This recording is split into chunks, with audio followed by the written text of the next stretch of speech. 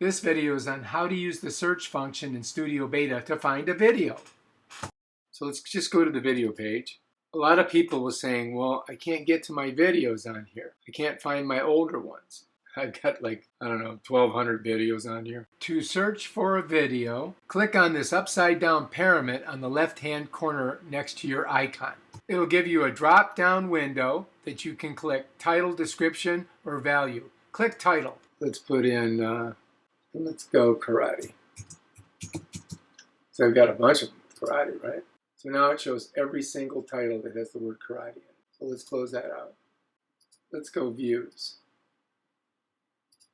Let's put, right, so greater than 100,000. Apply. All right, so these are all the videos that I have that have more than 100,000 views. So you can do it by views, and you can do it by description. Let's try that. How to. Let's see if that does anything. Got a bunch of how-tos in there. Brings them up. So that's a couple different ways that you can find videos. If you don't know if